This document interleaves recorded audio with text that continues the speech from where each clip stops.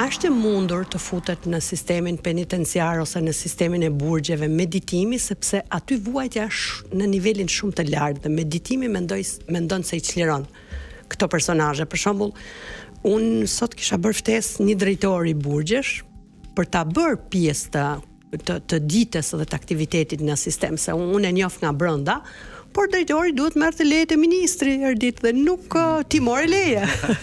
Jo, nuk mora leje, kam leje në xhep për gjëra të mira si këto. Faleminderit.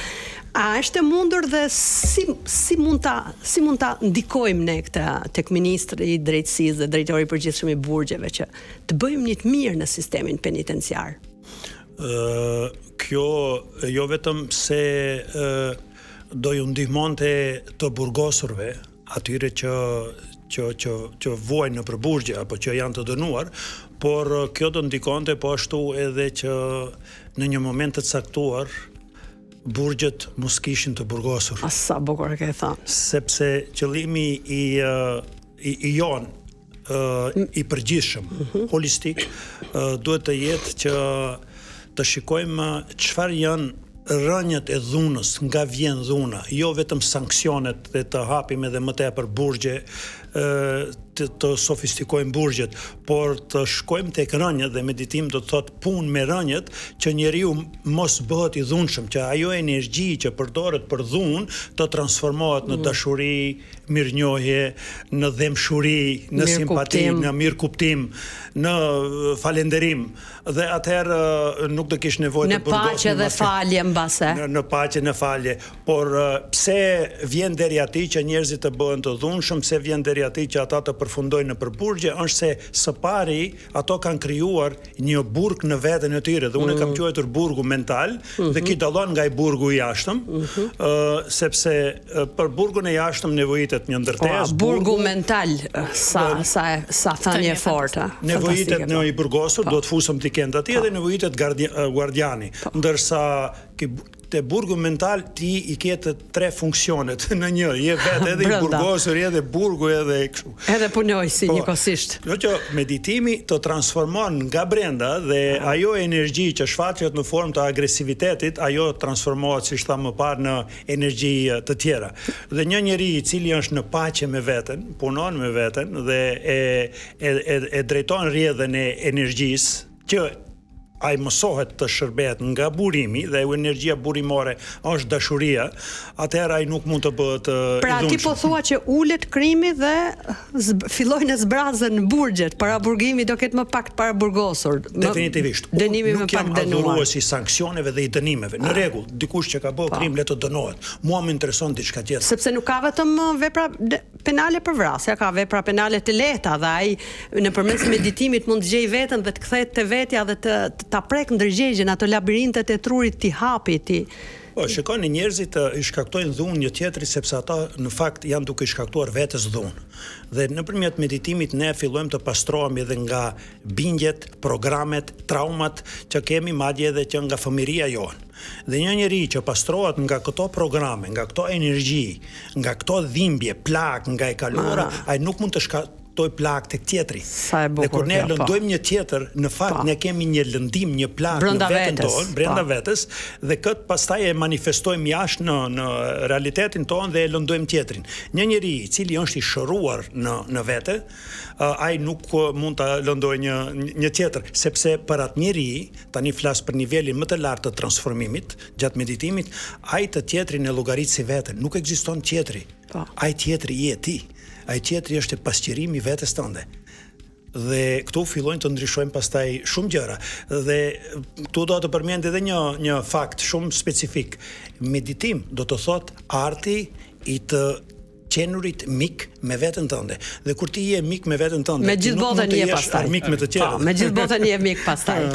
Kjo ishte fantastike që tha mjeshtri.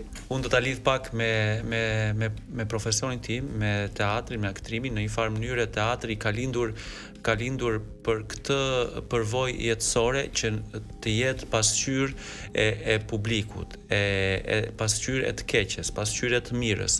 Dhe në një farë mënyre kjo pasqyrë, ky reflektim që jep teatri ndikon sadopak për ta bërë njeriu më të mirë, të zhvillohet më shumë.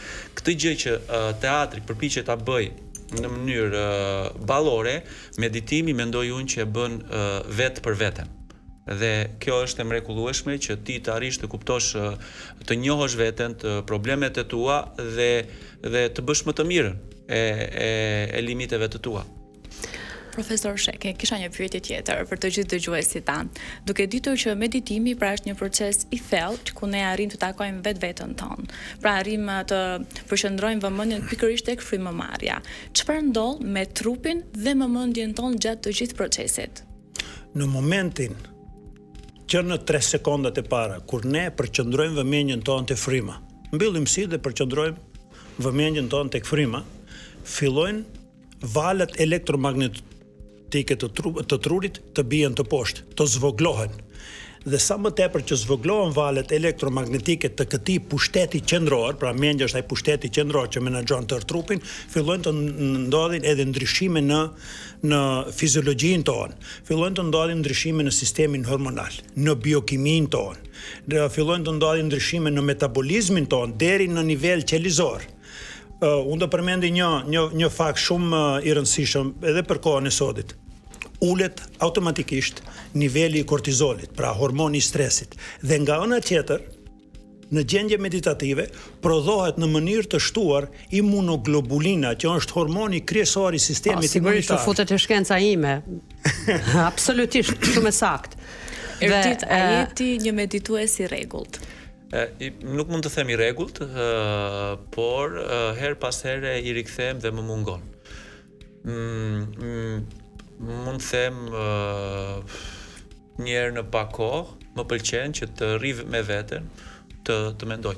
Unë kam pas një gjë, gjithmonë nuk është para të flet gjumë, çdo njeri rri me veten, mendon. Dhe kohët e fundit nga telefonat, nga gjërat, ne rri me telefon. Dhe një ditë po mendoja, më mungon vetja që mendoj para gjumit. Dhe zgjolla një ditë që telefonin mos ta mbaj më te koka e krevatit. Pra, meditimi në një farë mënyrë është të rish me veten. Shumë për një përgjigje 1 minutë secili nga ju. Sepse koha e radios edhe e televizionit është shumë e shpejtë. Nuk ekziston koha. Nuk ekziston koha. Do vazhdonim me orë të tëra bisedën me çunat. Gjatë jetës tuaj, a ka ndodhur një proces jetësor për secilin prej jush që je menduar thellë, pastaj je futur te meditimi, pastaj je çliruar dhe je ndier totalisht vetja jote dhe i lumtur me veten tënde që bëre këtë veprim me Erditin fillim? Po themi në adoleshencë, student, gjatë punës. Ne na duhet të rrim për shkak të profesionit, të rrim me vete që të mendojmë, sepse është natyrë krijuese.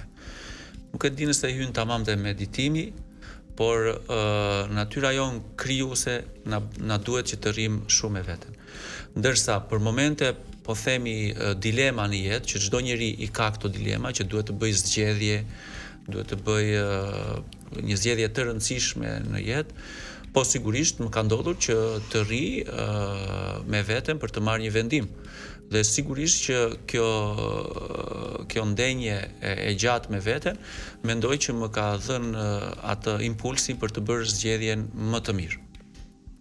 Mjeshtër? Meditimi janë shumë raste në jetën time, për atë jam këtu ku jam.